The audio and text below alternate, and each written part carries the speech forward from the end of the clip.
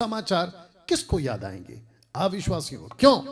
क्योंकि नरक में जाने के बाद, जैसे मैं बता चुका हूं कि याददाश्त रहेगी, आपको सब कुछ याद रहेगा। मानना नहीं मानना बात की बात है तब तक तो बहुत देर हो जाएगी। एनीवे, जिसको समझ आ रही है उसको समझा रहा हूं, ठीक है ना।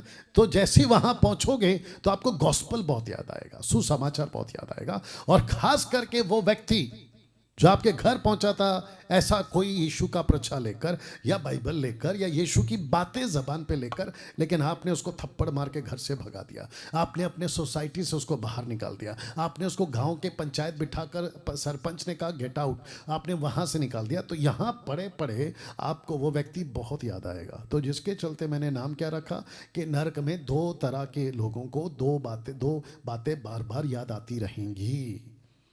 मैं चाहता हूं कि आप ये पहला वाला देख रहे हो। तो सुसमाचार, गॉस्पेल मतलब यीशु की बातें। क्या बातें थी साहब? यीशु की बातें क्या थी तभी और अभी और आगे भी? यीशु जीवन देता है, यीशु पाप क्षमा करता है, आपके ऊपर जो बंधन है उसको निकालता है, पूर्वजों का श्राप निकालता है, आपको इस प्लेनेट पर किसी भी प्रकार से शैतानी, जादू टोना, भूत प्रेत ऐसी किसी बातों से नहीं डरना है, ऐसी बातें सिखाता है। और क्या कहता है? फॉलो मी, मेरे पीछे चलो, मैं जैसा कहता वैसे करो, दैट्स इट। आप अनिल हो, शर्मा हो, कपिल हो, कुमार हो, सलमान हो, सलीम हो, आप यहूदी हो, पारसी हो, आदिवासी हो, इससे कोई फर्क नहीं पड़ता। आप जो धर्म है, आपका नाम है वही रहेगा, कुछ नहीं बदलेगा। आपका कपड़ा, आपका कल्चर, आपका खान पान कुछ नहीं बदलेगा। अगर बदलेगा तो एक ही चीज बदलेगा, आपका जीवन, आपका जीवन, दैट्स इट।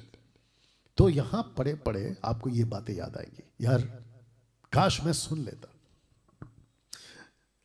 ये एक ऐसी घटना थी जिसको मैं भी बोलने जा रहा हूं, हालांकि मैंने नहीं रखा यहां पे।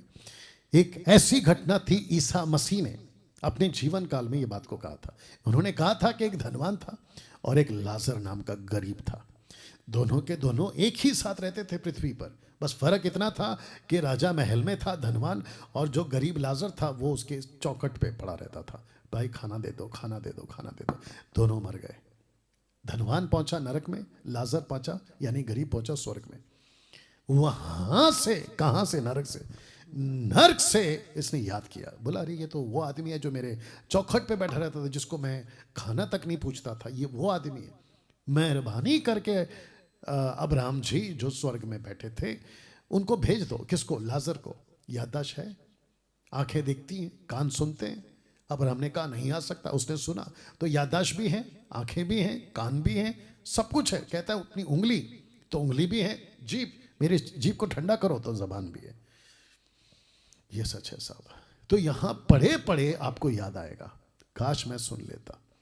ये जो शब्द है ना काश, ये आपको बहुत भारी पड़ेगा यहां पे। अगर मैंने सुन लिया होता ना, अगर यहां भारी पड़ेगा आपको। अच्छा होता मेरी पत्नी की बात सुन लेता, यहां भारी पड़ेगा आपको। अच्छा होता मेरे पति का बात सुन लेती, यहां भारी पड़ेगा आपको।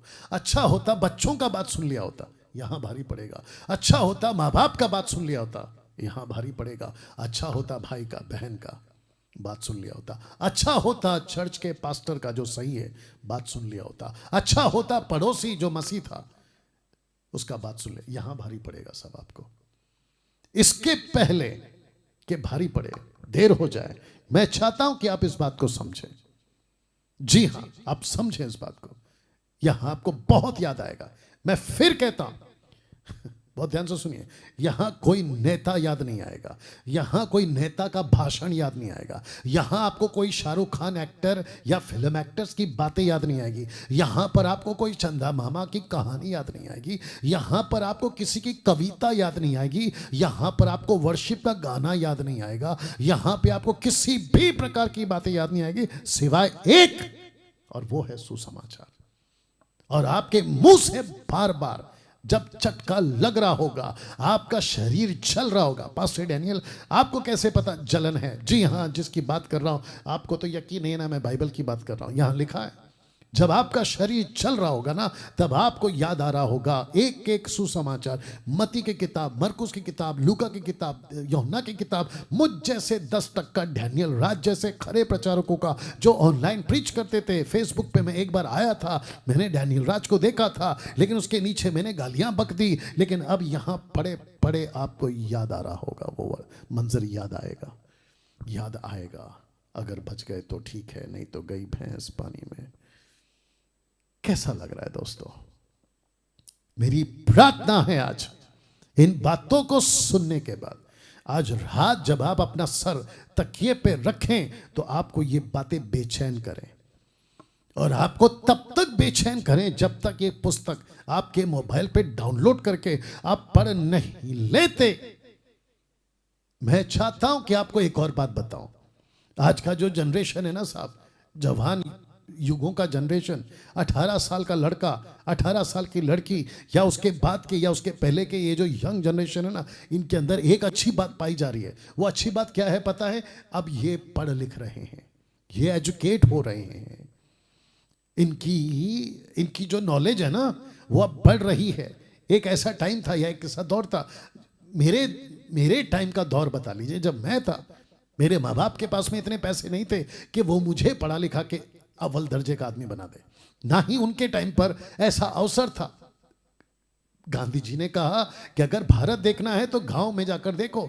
तो आपको बता दूं कि आज से 50-60 साल पहले गांव, जो कि हर चीज में अव्वल था, लेकिन स्कूल के मामले में, एजुकेशन के मामले, अभी हुई है साहब तरक्की, तो हो अभी हो रही है तरक्की।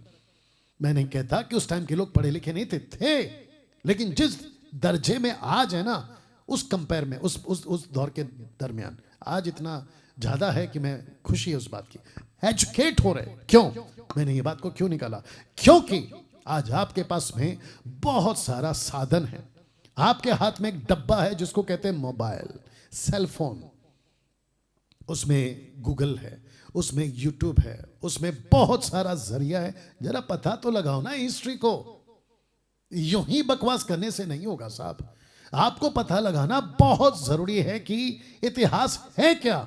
तो मैं चैलेंज देता हूं, अभी जितने मुझे सुन रहे हैं ना, मैं उन सभी को चैलेंज देता हूं, तो जाओ ना बाइबल के इतिहास में। आप तो पढ़े लिखे जनरेशन है, अभी आप जाइए ना, पता लगाइए ईसा मसीह कहां से आए, ईसा मसीह का वंशज क्या था, ईसा मसीह की जीनोलॉजी क्या थी, जरा पता लगाइए ना। कब, कहां, किसने क्या बोला, कौन सा नबी था। बादशाह सिकंदर खुद ईसा मसीह को जानते थे। उन दिनों के दौर की बात कर रहा हूं। एक नबी था, उसका नाम था दानियल, उसके दरमियान ये किताब लिखी गई थी। वो चाहे दानियल का 7वां अध्याय हो, 8वां अध्याय हो, 9वां 10वां अध्याय हो, ईसा मसीह को देखा, एक पुरुष को देखा। इसका वर्णन उस वक्त के राजा नबूकदनेस्सर, उसको पता था।